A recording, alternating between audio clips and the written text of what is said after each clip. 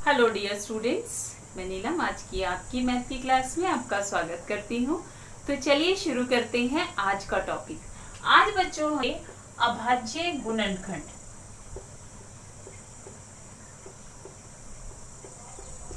इसको हम prime factorisation भी बोलते हैं।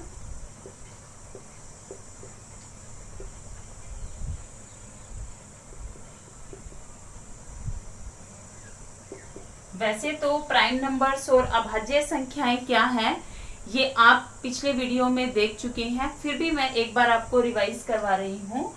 अभाज्य संख्याएं कौन सी होंगी बच्चों? जो सिर्फ अपने ही पहाड़े में आती हैं, जिसके आगे गुणनखंड संभव नहीं है, या सीधी सी भाषा में आप ये समझ सकते हैं कि जो सिर्फ अपने पहाड़े में आते हैं, किसी और के पहाड़े में, किसी और टेबल में आपको नहीं मिलेंगे। जैसे देखिए दो क्या आपको किसी और टेबल में मिलता है? नहीं, सिर्फ 2 के टेबल में ही आपको मिलता है। ऐसे ही 3, 4 के बारे में क्या विचार है? बिल्कुल ठीक बताया आपने, 4 अभाज्य संख्या नहीं है। 4 2 के टेबल में भी आपको मिलता है और 4 के में, ठीक है। यानी कि इसके आगे गुणनखंड संभव है, बट क्या 2 के लिए आप कुछ और गुणनखंड बना सकते हैं? नहीं, तो इसीलिए ये अभाज्य संख्या है। ऐसे ही 5 क्या 6 होगा? नहीं होगा। 7 बिल्कुल ठीक। 8 नहीं होगा। 9 नहीं होगा। 10 भी नहीं होगा, ठीक है। ऐसे ही फिर आपके पास आ जाएगा 11। क्लियर? तो हमने 2 से शुरू किया और ये तो 1 के बारे में क्या विचार है? क्या 1 अभाज्य संख्या है, प्राइम नंबर है? नहीं, 1 तो किंग है। ये तो सबके साथ रहेगा, क्योंकि सब टेबल्स में सबको हम देखते हैं कि सबका गुणनखंड 1 तो है ही है। क्योंकि जैसे देखिए 2 को 1 से गुना किया 2, 3 को 1 से गुना किया 3, तो सब 1 सबका गुणनखंड। तो जो 1 है बच्चों वो प्राइम नंबर यानी कि अभाज्य गुणनखंड या संख्या, अभाज्य संख्या नहीं। क्लियर हो गया? तो चलिए अब कुछ संख्याएं लेते हैं और उनके गुणनखंड करते हैं। हम अभाज्य गुणनखंड की बात कर रहे हैं, तो जैसे हमें 40 के गुणनखंड बनाने हैं, ठीक है, और गुणनखंड के साथ हमें लिखा हुआ है कि अभाज्य गुणनखंड आपने बनाने हैं। तो इसका मतलब हम इसको देखिए, भाग करने को हम ऐसे भी कर सकते हैं कि सीधा सीधा हम क्या करें कि 10 से इसको भाग कर दे, तो 10 को 4 पे करेंगे। 10 के पहाड़े में 40 4 पे आता है, तो ये 4 आ गए, ठीक है। लेकिन उसने कहा है अभाज्य यानी कि प्राइम नंबर, तो क्या 10 एक प्राइम नंबर है? नहीं। तो इसका मतलब हम यहाँ पर किसी भाज्य संख्या से भाग नहीं कर सकते। आपको यहाँ पर जब गुणनखंड बनाने हैं तो भाग करने के लिए आप अभाज्य संख्याओं का ही प्रयोग करेंगे, ठीक है। तो अभाज्य संख्याओं में हम देखें, हमारी सबसे पहली अभाज्य संख्या थी 2, तो क्या ये 2 से भाग हो जाएगा? बिल्कुल हो जाएगा। तो हम इसको 2 से भाग करेंगे, ठीक है। सो 2 पर ये भाग करने के बाद जो भागफल आता है वो यहाँ लिखा जाता है, ठीक है। अब फिर से हमने देखा कि ये फिर से 2 से भाग हो जाएगा, तो जो भागफल आया उसको फिर से यहाँ लिखा। अब फिर से 2 पर भाग हो जाएगा, ठीक है। अब ये फिर 5। क्लियर हो गया? तो ये देखिए ये सभी क्या है? अभाज्य संख्याएं हैं। तो हमने 40 के अभाज्य गुणनखंड इस प्रकार से बनाए, 2 गुणा 2 गुणा 2 गुणा 5। क्लियर? तो ये है अभाज्य गुणनखंड किसी संख्या के कैसे बनाए जाते हैं, ठीक है। अब हम ये अभाज्य गुणनखंड क्यों सीख रहे हैं? इनको सीखने के पीछे जो मकसद है बच्चों हमारा, वो ये है कि हमें जो HCF और LCM है, यानी कि जो आपका महत्तम समापवर्तक और जो लघुत्तम समापवर्त्य है, वो हमने निकालना है। तो उसी के लिए हमें इन अभाज्य गुणनखंड की जरूरत पड़ेगी। क्लियर? तो ये आपका जो एक्सरसाइज 1.2 है उसके जो कुछ क्वेश्चन है, फर्स्ट पार्ट जो है आपका, उसमें आपको अभाज्य गुणनखंड ही बनाने हैं, तो वो इस विधि से आप हल करें। क्लियर? चलिए अब आगे हम देखते हैं कि अगर आपको कोई दो संख्याएं दी हो, जैसे मैं ले लेती हूँ यहाँ पर कि 40 और 60 दो संख्याएं हैं और मुझे कहा गया है कि अभाज्य गुणनखंड विधि का प्रयोग करके इसके लिए एलसीएम निकालिए। तो चलिए पहले हम एचसीएफ निकालते हैं। देखिए क्योंकि प्रश्न में मुझे ये दिया गया है कि अभाज्य गुणनखंड विधि प्राइम फैक्टराइजेशन का यूज करके ही मुझे इसका एचसीएफ ज्ञात करना है। अगर ऐसा नहीं लिखा हुआ तो हम यूक्लिड विभाजन एल्गोरिथम के द्वारा भी इसको हल कर सकते हैं। ठीक है, तो चलिए अब हमने अभाज्य गुणनखंड विधि से हल करना है। तो पहले आपने 40 के गुणनखंड बनाए, अब हम 60 के गुणनखंड बनाएंगे इसी विधि द्वारा। ठीक है, तो ये 2 से आपने किया, तो अब देखिए फिर से ये 2 पर तो 15 आ जाएगा। अब 5 पर या 3 पर आप जिस पर भी कीजिए 3 और फिर ये 1। क्लियर। अब हम ये गुणनखंड लिखते हैं। मैं यहाँ लिख रही हूँ 40 के जो गुणनखंड हमारे पास थे वो थे 2 गुणा 2 गुणा 2 गुणा 5 और जो 60 है उसके लिए है 2 गुणा 2 गुणा 5 गुणा 3। क्लियर। अब हमने देखना है कि एचसीएफ का मतलब मैंने बताया था आपको हाईएस्ट कॉमन फैक्टर। ठीक है, हाईएस्ट कॉमन फैक्टर मतलब जो सबसे ज्यादा कॉमन है। देखिए दोनों में जो एक जैसा दिखाई दे रहा है। ठीक है, दोनों के अंदर 2 है, एक और 2 है, यस है। अब ये 2 है लेकिन इसमें नहीं है, इसमें 2 बार 2 है। तो एचसीएफ के लिए हम लिख रहे हैं 2 गुणा 2 गुणा और क्या एक जैसा दिखाई दे रहा है 5। तो ये हो गया 5। 3 है यहाँ है लेकिन उसके पास नहीं है, जिसके पास होगा तो ये दे सकता है लेकिन ये नहीं दे सकता। तो दोनों के पास होगा, कॉमन होगा दोनों में, तभी वो एचसीएफ में आएगा। अगर सिर्फ एक के पास है तब नहीं आएगा। क्लियर। तो देखिए एचसीएफ कितना आया, ये आ गया आपके पास 20। क्लियर हो गया। देखिए सबसे पहला काम है कि अभाज्य गुणनखंड बनाए जाएं। अगर आप अभाज्य गुणनखंड नहीं बनाते तो एचसीएफ सही नहीं निकलेगा। तो अभाज्य गुणनखंड बनाने के बाद आपने क्या करना है, दोनों संख्याओं के गुणनखंड आपने लिखने हैं, फिर दोनों में जो कॉमन है वो निकाल लेनी है संख्याएं और वही आपका गुणा करने के बाद एचसीएफ होगा। ठीक है, अब इसी में अगर हम एलसीएम निकालने जा रहे हैं तब हमने क्या देखना है, हमने देखा कि दोनों में एक जैसा 2 है। ठीक है, 2 है लेकिन 2 कितनी बार है, 2 40 में 1 2 3 बार है और 60 में 2 बार है। तो अधिकतम कितना है 3 बार। तो इसलिए जो 2 है वो अधिकतम 3 बार। क्लियर। गुणा। अब दूसरी संख्या यहाँ पर है 5 दोनों के पास है, एक ही बार है, तो जितनी बार भी है उसको हमने वही लेना है। कोई संख्या इन दोनों के गुणनखंडों में कितनी बार प्रेजेंट है उसको अधिकतम जितनी बार भी है वो लिखना है आपने। ठीक है, जैसे अब यहाँ देखिए कि यहाँ 3 नहीं है लेकिन यहाँ है, तो अधिकतम 3 कितनी बार है दोनों के पास, एक ही बार है, तो वो हो गया 1 बार। ठीक, तो अब आप इनको गुणा करेंगे तो गुणा करने के बाद आपका जो आंसर होगा वो एलसीएम होगा। तो करते हैं इसको, ये हो जाएगा 120 और ये आ गया आपके पास एलसीएम। तो ये हमने एचसीएफ और एलसीएम निकाला। कौन सी विधि से, हमने निकाला अभाज्य गुणनखंड विधि का प्रयोग। क्लियर। तो इसी पर आधारित आपके प्रश्न है, प्रश्नावली 1.2।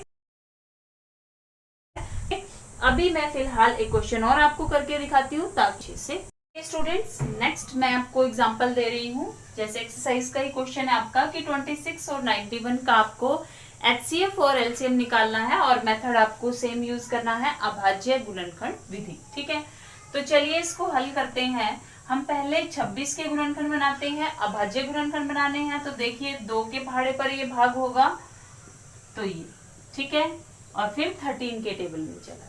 क्लियर। तो 26 के लिए गुणनखंड बन गया आपके पास। अब 91 की बारी है। ठीक है, तो आप इसको सीधा, आपको पता है 13 पे चला जाएगा या पहले 7 से कर सकते हैं, आपकी मर्जी। ठीक है, अब देखिए गुणनखंड हमने क्या बनाए, ये हो गए इसके फैक्टर्स।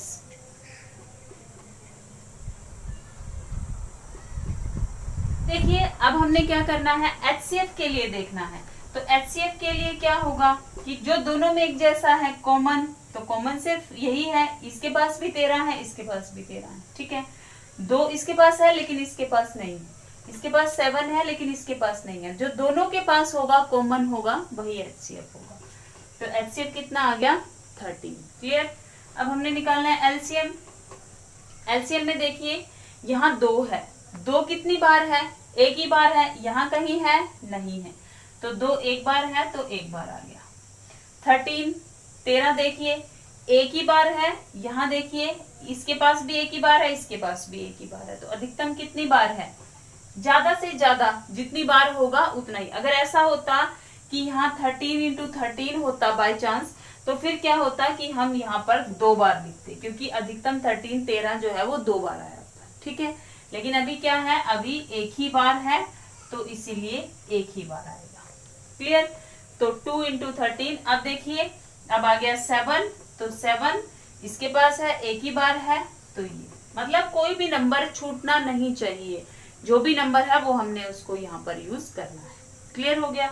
तो अब हम इनको गुना करते हैं, तो ये हमारे पास आ जाएगा 182।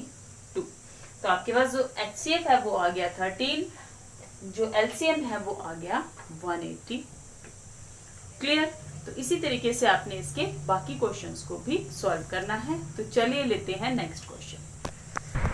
ओके स्टूडेंट्स, नेक्स्ट क्वेश्चन है हमारा, थर्ड क्वेश्चन से मैं ले रही हूँ 12, 15 और 21। इन तीनों का हमने HCF और LCM दोनों निकाला, ठीक है। तो सबसे पहले क्योंकि प्राइम फैक्टराइजेशन यूज करनी है तो हम इनके गुणनखंड बनाएंगे, 12 के लिए बनाएंगे। ये आप आराम से बना सकते हैं, ठीक है। फिर भी इनको सॉल्व करने में कोई दिक्कत आ रही है तो आप पूछ सकते हैं। अब देखिए 15 के लिए 3 से डिवाइड होगा, फिर 5 से, ठीक है। अब ऐसे ही 21 3 से, फिर 7 से और, ठीक है। अब देखिए फैक्टर्स लिखते हैं हम। अब ऐसे ही 15 के लिए लिखते हैं, अब ऐसे ही 21 के लिए 3 into 7। क्लियर। अब देखिए 2 सिर्फ इसी के पास है, यहाँ कहीं नहीं है, तो इसका मतलब HCF में ये नहीं आएगा, ठीक है। अब जो तीनों के पास होगा, पहले हमारे पास क्योंकि 2 ही संख्याएं होती थी तो हम दोनों के लिए गुणनखंड में चेक करते थे। अब हमारे पास 3 संख्याएं हैं, तो तीनों के गुणनखंड में जो होगा वही HCF होगा। अब देखिए 2 इनमें से किसी के पास नहीं है, 5 सिर्फ इसके पास है, 7 सिर्फ इसके पास है, जो 3 है वो तीनों के पास है, तो इसका मतलब HCF कितना हो जाएगा 3, ठीक है। नेक्स्ट आएगा LCM। LCM में क्या होगा, LCM में जो भी बचा सबको लेना है। देखिए 2 इसके पास है, कितनी बार है 2 बार, 3 एक ही बार है, अधिकतम इसके पास भी एक बार है, यहाँ भी तो एक ही बार है, ठीक है। अब यहाँ कोई नंबर नहीं बचा। नेक्स्ट यहाँ क्या है 5, तो हम एक ही बार है उसको ले लेंगे। नेक्स्ट 7। क्लियर। अब हम इनको गुना करेंगे, तो गुना करने के बाद जो आंसर आता है वही आपका आंसर होगा, ठीक है। जैसे ये आपके लिए आंसर होगा 420। क्लियर हो गया। तो इस तरीके से हम जो 2 से ज्यादा हैं उनके लिए भी HCF और LCM अभाज्य गुणनखंड विधि द्वारा आराम से निकाल सकते हैं, ठीक है।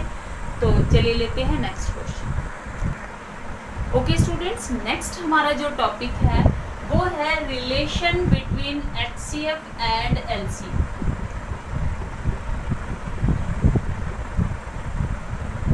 यानी कि आपके पास जो LCM और HCF है उसके बीच में आपस में उनका क्या संबंध है, क्या रिलेशन है। तो देखिए अगर हमारे पास जो पहली संख्या दी है फर्स्ट नंबर है, इनटू जो सेकंड नंबर है दूसरी संख्या है, यानी कि अगर हम उन दोनों संख्याओं को आपस में गुणा कर देते हैं, मल्टीप्लाई कर देते हैं, तो उसका आंसर और जो आपके पास जो आपका HCF और LCM है, अगर आप उन दोनों को गुणा करते हैं तो ये दोनों आंसर आपके बराबर है, ठीक है। क्लियर हो गया।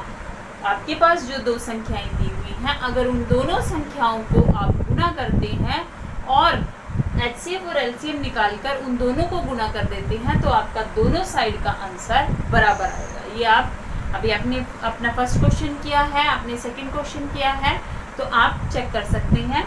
इसमें यहाँ पर आपको जो ध्यान रखना है वो ये है कि आप ये रूल सिर्फ 2 संख्याओं के लिए लगा सकते हैं। अगर आप 2 से ज़्यादा संख्याओं के लिए एचसीएफ और एलसीएम निकाल रहे हैं तब ये फॉर्मूला लागू नहीं होगा, क्योंकि यहाँ हमने पहली और दूसरी संख्या कही है ना, ये नहीं कहा ना कि तीसरी संख्या भी डाल देते हैं कुछ। क्लियर? तो सिर्फ पहली संख्या और दूसरी संख्या पर लागू होगा। तो अब इसका बेनिफिट हमें क्या मिलेगा? क्या सिर्फ ये देखिए, एक तो बेनिफिट ये है कि आप अपने आंसर को क्रॉस चेक कर सकते हो। ठीक है, आपको अपना आंसर जो है अगर वो चेक करना है कि मैंने जो एचसीएफ और एलसीएम निकाला था वो ठीक है या नहीं है, एक तो ये आपको उसमें हेल्प करेगा। ठीक है, दूसरी चीज क्या हेल्प करेगा कि अगर हमें एचसीएफ पता हो 2 संख्याओं का तो इस फॉर्मूले को यूज करके एलसीएम निकाला जा सकता है आराम से। ठीक है, बिना गुणनखंड बनाए। तीसरी चीज कि अगर मुझे एलसीएम पता हो तो फिर हम एचसीएफ निकाल सकते हैं बिना गुणनखंड बनाए। क्लियर? तो चलिए एच यूज करके हम एचसीएफ और एलसीएम निकालने की कोशिश करते हैं। इसको वेरीफाई आपने जो सेकंड क्वेश्चन किया है उसमें आप फॉर्मूले को वेरीफाई कर सकते हैं। क्लियर? चलिए लेते हैं कि एग्जाम्पल। तो देखिए स्टूडेंट, हमें ये क्वेश्चन दिया हुआ है, इसमें हमारे पास क्या है कि ये 2 संख्याएं हैं और एलसीएम गिवन है कि ये आपका एलसीएम है और हमें कहा जाए कि एचसीएफ निकालो।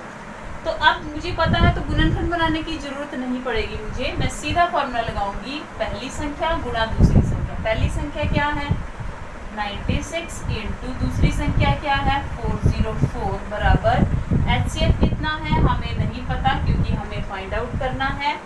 एलसीएम कितना है 9696। क्लियर? अब हमें एचसीएफ फाइंड आउट करना है तो हम क्या करेंगे, एचसीएफ को एक तरफ रखेंगे और ये क्योंकि यहाँ मल्टीप्लाई में है, जब ये अपनी जगह चेंज करेगा तो डिवाइड में चला जाएगा। ठीक है, तो एचसीएफ क्या होगा आपके पास 96 इंटू 404, ये ऊपर ही रहा, ये इसके नीचे आ गया तो 96। क्लियर? अब हम देख सकते हैं ये 1 पे चला जाएगा और नीचे 1 से ऊपर। ठीक है, अब ये इससे कैंसिल हुआ और ये क्या आ गया 4। तो जो आपका एचसीएफ है वो कितना आ गया 4। तो देखा आपने, इस फॉर्मूले का यूज करके बिना गुणनखंड बनाए हम एचसीएफ और एलसीएम में से किसी भी एक को अगर कोई मिसिंग है तो हम आराम से निकाल सकते हैं। क्लियर? तो चलिए इस पर बेस्ड आपकी जो एक्सरसाइज है वो आप कंप्लीट करेंगे। अगर आपका कोई डाउट है तो उसको हम डाउट सेशन में लेंगे और आप इसको कंप्लीट करके मुझे सेंड करें।